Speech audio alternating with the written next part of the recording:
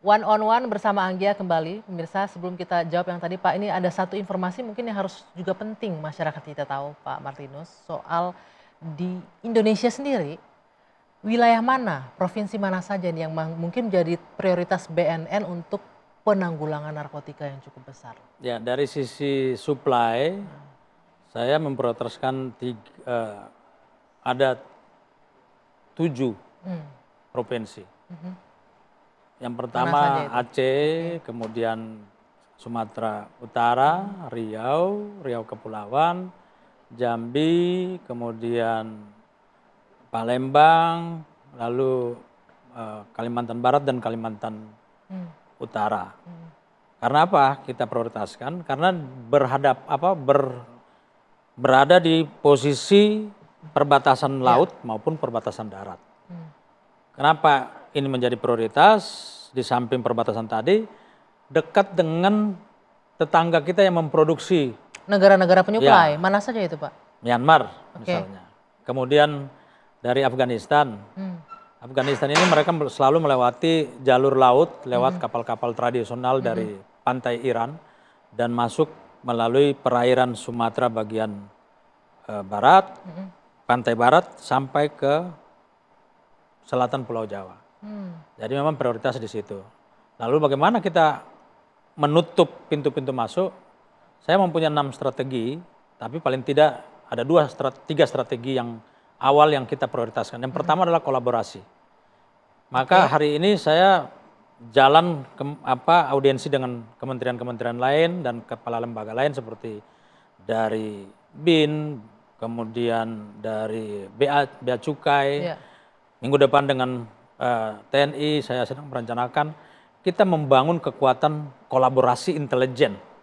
Lalu intelijen ini tugas kita adalah memetakan jaringan, kemudian memetakan modus operandi, memetakan lokus dan tempus terjadinya kejadian. Itu kita kuatkan di situ. Wilayah yang prioritas wilayah prioritas tadi.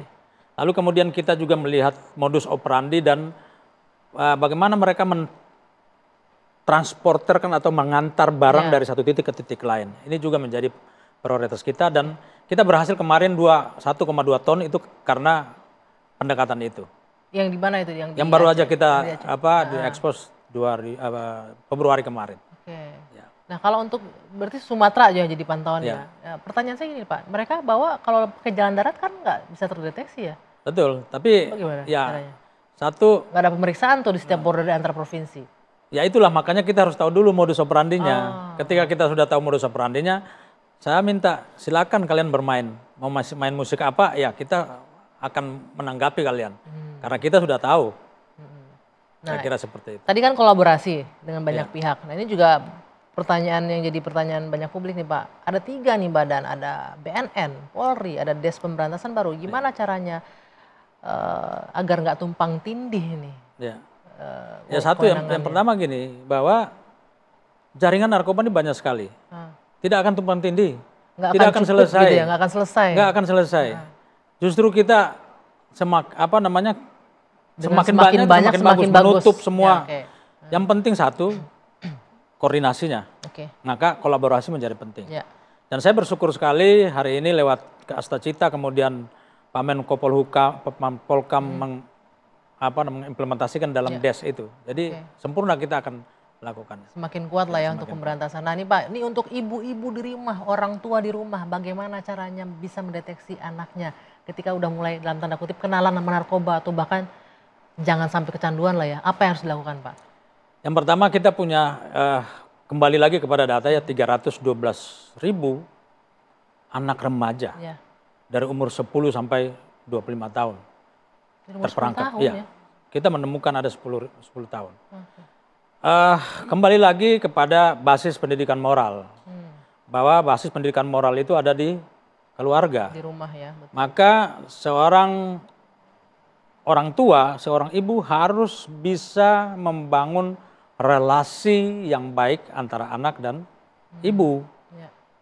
Ujung tombak pendidikan keluarga itu. Maka ibu-ibu itu harus kita kasih pengetahuan itu. Yang kedua, karena interaksi yang baik, sudah barang tentu ibu akan mengenali karakter, gestur-gestur anak, termasuk pola perubahan anak.